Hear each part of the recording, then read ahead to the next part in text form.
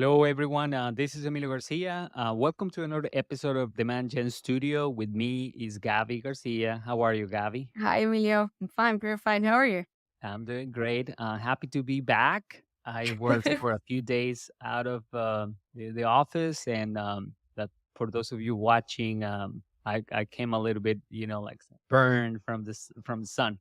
So, but it was a nice trip. So I'm really happy to be back at the Mansion Studio, and today we will be talking about a topic of it's a favorite of mine, which is the impact that digital advertising has on revenue. So we have lined up here a little bit of an outline. I think you will find it very valuable. And yeah, Gavi, do you have any like intro comments about the topic? Yeah, I like you said something that is like your kind of your favorite topic to talk about. I remember one of our episodes that you talk about Roy in itself, like something that we're gonna cover on this matter. And it was so interesting for me because I was not like into this topic until I was.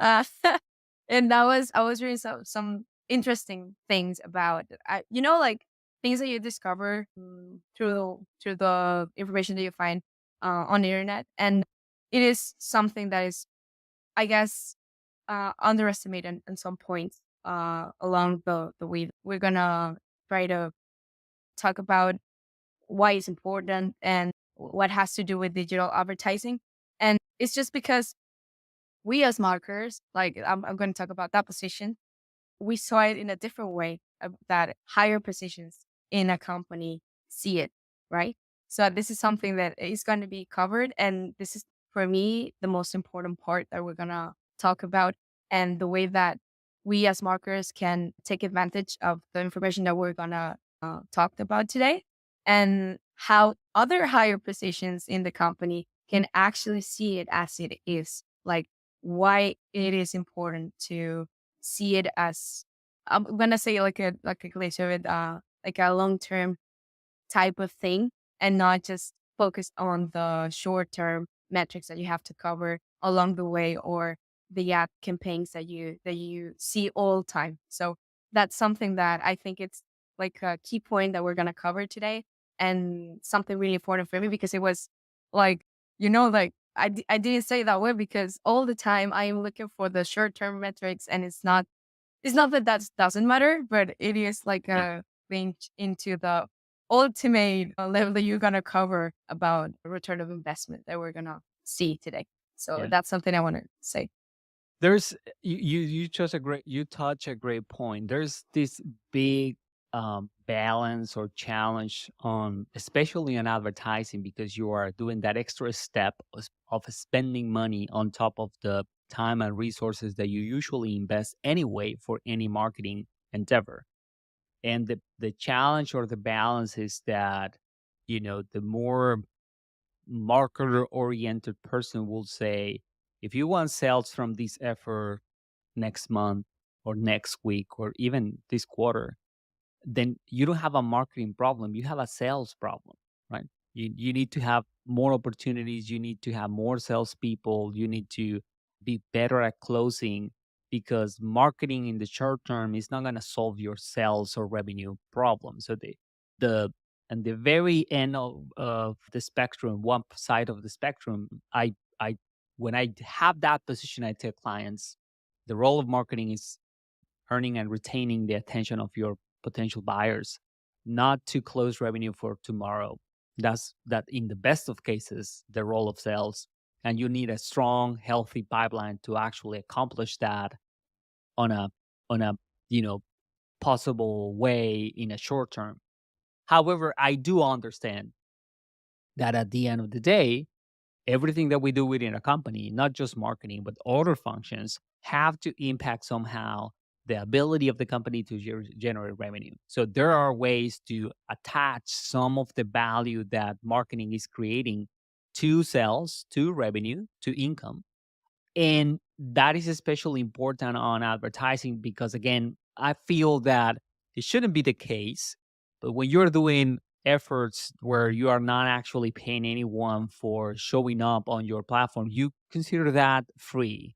It's not technically free anyway because someone has to do something, right? If you're gonna appear on search engines and do SEO, someone has to write a piece of content. Someone has to find the best way to get it indexed and maintain that position, some link building, and all that require resources, either in house or you pay someone else to do it. The same goes for free social media.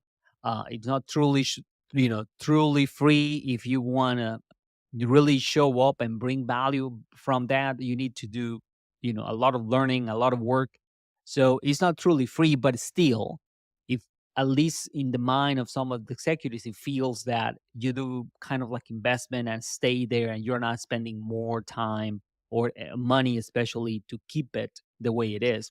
And it's not the same with advertising. With advertising, you're spending every day, you're very conscious that you're paying for that traffic because you have, cost per click and cost on all that. So you feel the need for measuring the impact that revenue is having on the advertising. And this is where the different ways that you can measure will impact how you see the investment. And that's what we are pretty much we're gonna try to talk about today. What are the different models? And obviously also to understand why it's important to see which one do you want to use and in what situations it does make sense. Yeah. And something that you say like about is way is important, right? And we know that this metric or key metric that we'll see at the end of the day, some, like I said, some of the higher positions will just ask you about like, yeah, whatever are the short term metrics. Tell me what's the return of investment at the end of the day, right? Yeah. And why is important? Well, that's because we can, by knowing, right, the return of investment, we can reallocate or allocate better, taking better decisions on how we allocate that advertising budget. At the end of the day, we put our effort as marketers on every single initiative that we have and that we work every day. And the return of investment is just a way of measuring that and know which initiatives are working, which ones we have to, let's just say that improve, and which ones are have more value for the goals that our company has, and how can we actually reallocate that budget into the ones that are actually making success. Let's just say in a way, right? That's the my opinion about why it's important to actually measure that revenue and the impact that it has on digital advertising. Correct. Now, the first model that we will explore, right, will be the cost per acquisition or CPA. And the first thing that probably makes sense to clarify Mhm. is that that acquisition can mean many things. You decide which what does it mean. It can mean the cost of acquiring a customer. It can mean the cost of acquiring an opportunity where you have a quote, or it can mean just the cost of acquiring a lead, someone that downloads a piece of content or that fills a form on your website. So, depending on the meaning of acquisition, it will change the cost, right? It is pretty straightforward. In theory, what you do is that imagine, for example, that you say, I will consider CPA as the cost of acquiring leads. Then you take all the leads or contacts that have filled a form or make a phone call or start a chat conversation at your website, for example, if you are sending traffic to your website over a certain period of time. It can be, for example, a month. And then you use that number to divide against the cost of the investment that you have done, typically just the ad spend, but you can add on top of that more things. You can say, well, I will also add to the cost, not just the ad spend on the platform, but also the time of the company or the person or the team that is managing that channel for me. And so that way you will have the cost per lead, or that, which usually is the way that you measure it when you say cost of acquisition of a lead, and it becomes CPL. So it will be the cost per lead or the cost per opportunity or the cost per customer, right? Of acquiring a customer, which is usually called CAC. So that is pretty straightforward. I see CPA as a model that is quite popular especially in the B2B world.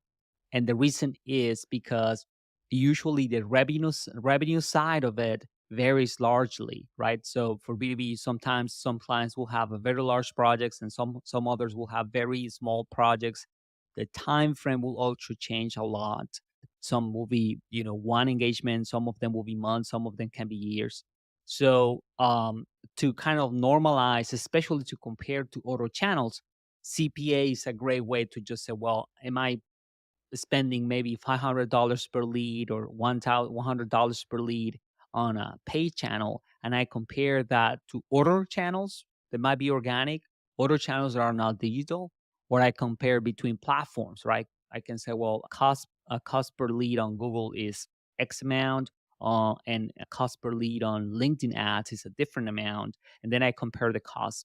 The challenges with this model are that it varies, as we were saying, depending on the stage. So, for example, usually what can happen is that you have a channel that has a high cost per lead, and you have another channel that has a 3 or 4 times lower cost per lead, and you're like, well, this is the one that I should invest into, but you have to follow through, because if you don't, what might happen or you be discovered is that maybe the channel that is bringing you very cheap leads has terrible conversion rates for opportunities or even customers, and then you are spending very little but on leads that don't close into customers or that do not become opportunities, and or they do it into so lower rates that now your SDRs and your sales team, your closing team, is working on potential leads and opportunities that will not become business. So that is something also important. If you're in your cost of acquisition, you're not considering the time and effort that sales is investing on working with those leads, then because you are using a channel that is bringing people that is very early in the buying cycle and they need a lot of education still, something that they can do on their own instead of investing time with your sales rep when they are not ready. Well, and will end up happening is that your cost of acquisition at customer level will be too high for that channel. But it is a great start. Again, a great way, especially if you don't have the numbers for average revenue that a client will bring and for the average time that customers spend with you, or even if you have those, when you don't have that information for the channel that you are testing. That's the other reason you might use CPA, and it's because maybe at the beginning you don't have a lot of clients from that channel because exactly that's what you're doing. You're launching this new initiative. So you have no idea how much revenue will bring for per client, and you have no idea how long they're going to stay with you. And you don't want to use averages from other sources, or this is the first time that you're truly measuring those KPIs and therefore you don't have a good reference. CPA will be a great way to start. So just again, be mindful that what you define as acquisition impacts that number. That's one big criteria. And the second one is that the cost component also is something that can vary, right? At the low end is just the ad spend. And then in the middle stage is the ad spend plus people and technology to get that acquisition from the marketing side. And the most sophisticated or the most complete definition of cost will be to also include the cost from the sales side, right? Both people, technology. So if you add up all that, then you will get the true cost of acquisition. Obviously, you can get it to the point where you measure the cost of acquiring a customer, if that makes sense, right? So that's one big model that you might use. The second one, the return on ad spend model, it is also very popular, but I see these more be used more widely on either B2B SaaS, where the cost of the software itself is well understood, a subscription model, for example. You have some established contract length times and transaction values that are well understood, like packages, or primarily in D2C, where you can measure all the revenue through transactions that happen on your e-commerce website, right? So imagine you have a Shopify or any other kind of e-commerce website, and you can measure all transactions that happen, and you have very good information on the value of the products, how many of them are purchased, even your profit margins, right? If you say, well, I sell this widget at $50 and I know that the cost of that product is just 25 or $15, then my margin is the rest. So if you have those numbers, ROAS is a great model because in this one, you introduce the concept of the revenue that you're getting and you compare that to the cost of acquisition.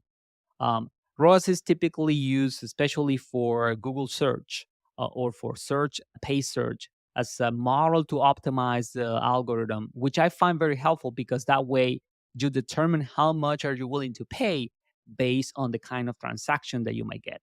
If you have low cost products or low value products, then you will not be willing to spend a lot to acquire new customers. If you have higher value products or you have packages or ongoing transactions, then your return on investment will be higher. And so D2C typically uses this model more, and obviously requires a lot of data, right? It requires connections with the revenue model itself. So typically e-commerce is the one that will take advantage of it. It can be done on the B2B side, but it will require feedback, the revenue that you create from the businesses. And typically the biggest challenge is cycle length, because on D2C your sales happens pretty quickly after that click, right? Rarely someone will not buy right away if they're willing to buy. If they wait, it will be less, like a few days, maybe weeks, no more than a month. But in B2B, the problem is that your sales cycle might be 3 months, 6 months, sometimes a year. So getting that feedback about the revenue takes a long time. And that's why cost of acquisition makes more sense. But if you have quick feedback on revenue, and especially if you know your profit margins, then ROAS becomes a very good way to measure cost, and it's usually expressed in percentages, right? So that's where you get I'll get $3 of out of every dollar spent on advertising, and the same precautions apply here. Being on the cost side, what would you consider cost would be either just the ad spend, which is the simplest way to measure it, or you can say, well, will be the ad spend plus the time or resources that I spend on the marketing side, plus any transactional cost from the sales side, right? Like you might have transaction fees. Typically, if you're D2C, you will not have sales rep, but you might have some support to provide help for the purchase before it happens. So you might include that on the cost side. And ideally, if you have the margins of the products, then it means that for you, the cost includes the cost of the product itself. So you can include that on the cost side, or you can do it on the return on the value that you're bringing as well. The easiest thing that you can do is just to count the cost of the product itself, right? How much people is paying the price. But truly, you shouldn't do that because a big chunk of that price is not your money. You have to buy the product itself or manage factory, or you need to spend materials. So truly, the return on the ad spend will be against the profit that the product can bring, right? So the next stage will be to discount the cost of raw materials. And if you can just count the net profit of it, the removing expenses, then what will be even better. But again, that will depend on the sophistication of your measurements to use it.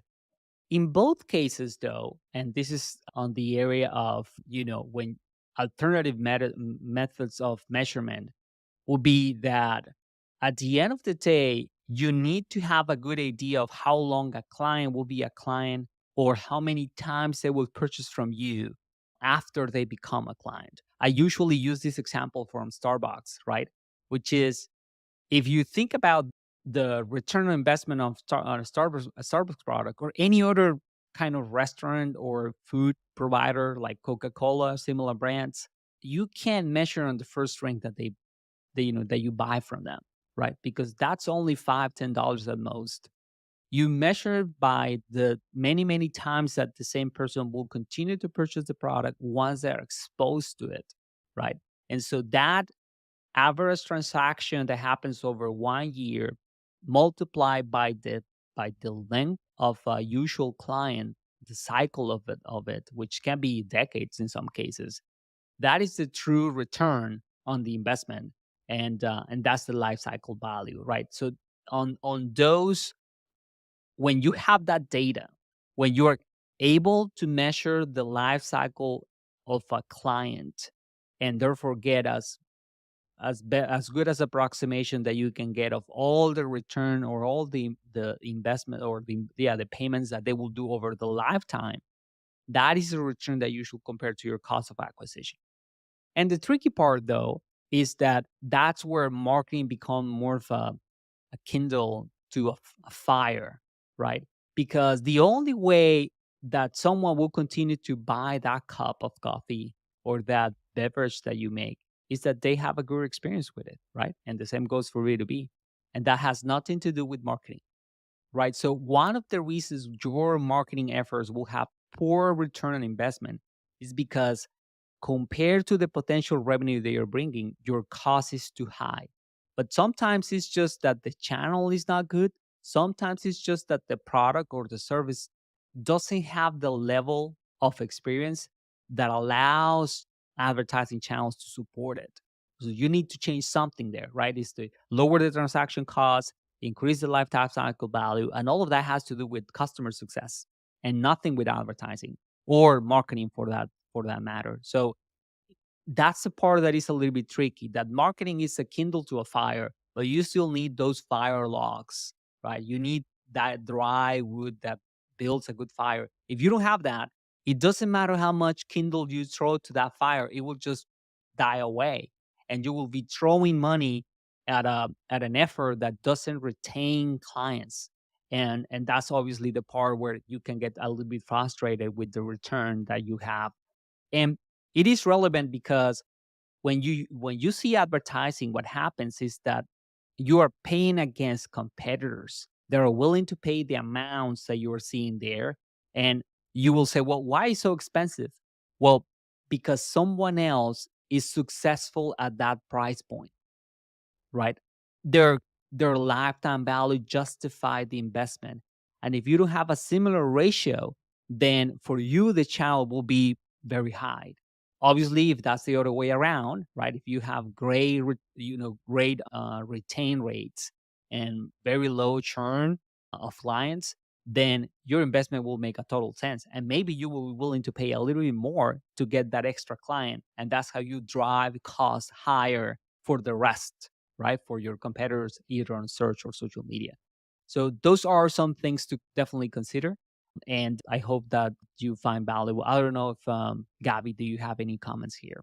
Yeah, sure. Something about so we were talking about other methods of measuring revenue, and we mentioned both that are really important, the CPA and the ROAS. And something that you say about ROI and ROAS is just that we should not see it as something that it goes against, right? Either one you use one or you use the other one. It's just that if you want to, let's just say you use ROI for the long term, you use ROAS for the short term, just to see how impactful your ad spend is going to, right? Yeah, the whole time.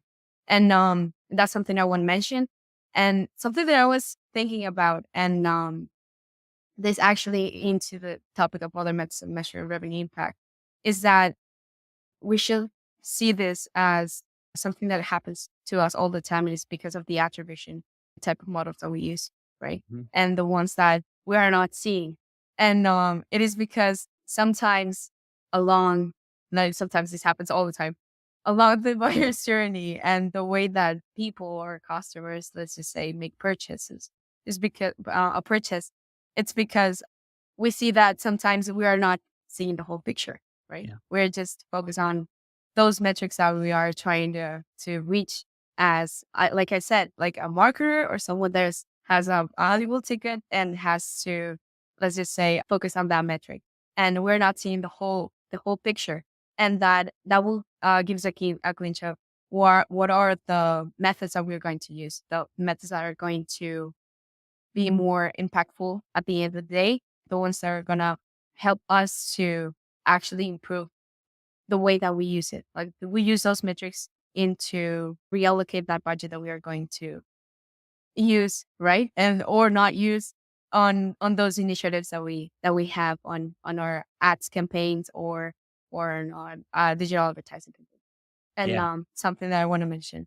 Yeah, yeah, I agree. And I didn't dive a lot into attribution, but you are attribution model, but you're right. This is all being considered that you're using an attribution model that gives some recognition to your investment. And depending on how you measure that impact, it will change tremendously the cost of acquisition and the return on investment, right? If you're using last click or first click, or First you thing. are using Mhm. any other model where you attribute some impact to your advertising channel along the way, which usually should happen, especially for channels where there's no intent or Mhm. very little intent, like display and social media, that will change dramatically the way that you measure. And obviously, this is an ongoing, like evolution of the medium, because more and more things are tracked, but at the same time, more and more things happen digitally that are not tracked, right? So it's a race between the two ideas, obviously because of privacy concerns, but at the same time because we digitalize more and more of our interactions and engagement on social, on the internet as time goes by, and we spend more and more time on digital channels, and even traditional things are getting digitalized, right? And measure in ways that we are not aware yet, or necessarily all the time. So those data points are going to continue to improve attribution models, but there's going to be always a part of it that will be out of our vision, and where we will have more of a trust that the channel works because we are showing the right message to the right people in the right places, even if we cannot measure 100% of it all the time, All right? the time and online because some some things happen of like some of the things that I've seen, it's just like the way I bought things Hmm. sometimes gives me an idea of how this works. And it's because I can, let's just say, when you make multiple touch points, so that's how it's called Yes. on the website, and you go to another place and then you return about 3 days later and then you decide to make the purchase. And it's just like, how am I going as a marketer, someone that analyzes this data? How am I going to attribute this purchase into the whole journey of this person's behavior? And how am I going to measure that? Like, what's the thing that what's the key point on all that journey that I'm going to say, well, this was the one. This is the main impactful thing or metric that I should focus on because that was the way that that person made that purchase. And that's something that happens on either online or offline. And it's like a challenge all the time, right? And I think that's the way that we have to have, and this is something I want to mention too, like a good baseline on those metrics and knowing how it's going to work for us as marketers and, like I said, higher positions to actually focus on the metrics that are going to be aligned with our goals as company or as an entrepreneur or whatever the reason is, and keep on that in track, right? Keep that in mind and actually focused on how to improve those metrics and not just focus on either way the things that works online or offline, or seeing other people in your like say competition, how it's working, like how stuff is working for them. That's another one that we should be seeing right now. Yes. Alrighty. Well, I think we have covered most of the areas that we wanted to share with you today. So again, kind of like a summary: explore what applies to you between cost of acquisition or return on ad spend. Be mindful of the attribution model that you're using, and that attribution model is consistent across all the platforms that you are measuring with, and always apply a little bit of um, common sense, as Gavi is mentioning, that if you examine your own buyer journey for most of the purchases that you do, it's not all black and white. Yes, I just did this one this one channel was responsible for my behavior. Usually it's a combination of channels and influences from people and things that you cannot measure all the time. So that's the other thing, right? At the end of the day, that's the part of the spectrum that we were saying, that marketing is in charge of bringing attention. And as long as you're doing that, while it's good to measure to justify the mix and to also give insights to executives about what are your recommendations, we need to understand that we have to be present in front of our potential buyers for them to learn about us, right? That is the initial stage that needs to happen. And the second one is that no amount of marketing will fix a bad product or service experience, right? The return is impacted by the cost, but also by the value that you can bring from the customer, and that value comes from the product itself, from the service itself, and that has nothing to do with marketing. Puts you just the foot on the door in a kind of way. So that's all that we have for today. As always, don't miss the next one. Get into the Management Studio at our website and get notified for our next event. We are in different social media channels, and you can listen to this as a podcast. It has been fun to be back and talked about these topics. I look forward for the next one. And Gabby, as always, thank you so much for setting up this for us. You too. Everyone have a great day, and until the next one. See you, Emilio. See ya.